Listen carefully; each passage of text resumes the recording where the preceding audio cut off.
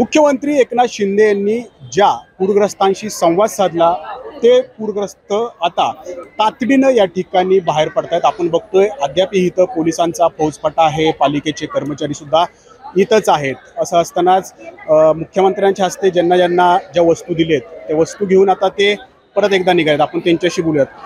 काय मावशी काय बोलले मुख्यमंत्री साहेब?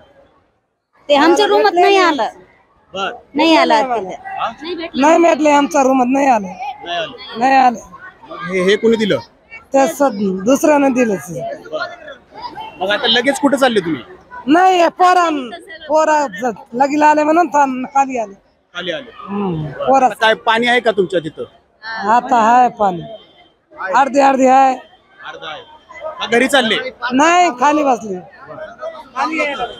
सकाळपासून थांबलो होतं ते साहेब शेत होते म्हणून एकनाथ शिंदे काय आले नाही, काय नाही भेटले पण नाही, काही भेटलं नाही, बोलले पण नाही, आले गेले परत बाहेर सर पण नाही आले आमच्याकडं। आम्ही इथंच बसलो, कॉलेज सोडून बसलोय, घरातलं सगळं काम धंदे सोडून सरांसाठी बसलेलो, तरी नाही आम्ही इथं। माझे मम्मी पप्पा 30-40 वर्षापासून इथंच राहतात, तरी आम्हाला काय सुरक्षा नाही, लाईट नाही, पाणी नाही, काहीच नाहीये। आम्ही इथं PWD झोपडपट्टी आहे ना, तिथं राहतो। आम्हाला आता कुठे चालले तुम्ही? आता चालले कुठं? आता आमच्या घरातलं पाणी खाली सांगळलंय, तर आम्ही घरात चाललोय। आम्हाला कॉलेज मुख्यमंत्री साहेब येणार होते म्हणून थांबून ठेवलं होतं, पण सर काय आम्हाला भेटलंच नाही। सकाळपासून बसलोय आम्ही। काय आलं तिथं रूम मध्ये सकाळपासून बसलोय आम्ही, आम्हाला काय भेटले नाही आतापर्यंत। आता 2दा झालं नदी आलं इथं, पण आम्हाला काय भेटले नाही, 1 रुपया भेटले नाही आम्हाला, सोय काय झालं नाही। आता पाणी आहे का तिथं? आणि आता कमी झाले, आता गार्डन मध्ये आहे, आणि ते थोडं वाढलं तर आमच्या झोपडीमध्ये उरते। मग तुम्ही घरी गेले होते काल आज सकाळी? आता जाऊन साफ करून आले आम्ही, सकाळीपासून साफ करले, आता रात्री इथं होते, कोणी काय सोय नाही केलं आम्हाला। आमचं आम्हीच बघते, आमचं काम म्हणून खाते मी।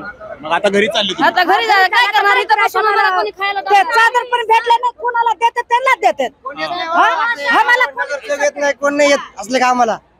हे आता साहेब आलते म्हणून आलते सगळे तोंड दाखवायला फक्त। आम्हाला काही सुविधा पण केली नाही, आम्ही तिथं आहे ना, आम्हाला काय राहणं मानणं काहीतरी सुविधा, शिक्षणाचं काही सुविधाच नाही, काहीच नाहीये। बरोबर, काय सुविधा नाही असं या ठिकाणी म्हणतायत। आणि आपण बघतोय की इथं हे लोक जे आहेत ते आता जे साहित्य या ठिकाणी मिळालंय ते घेऊन आता आपापल्या घरी परत एकदा निघाले। तर बघा इथं बघा वाटप जे आहे ते या ठिकाणी केलं जातंय आणि त्यानंतर हे सगळे घरी निघालेत।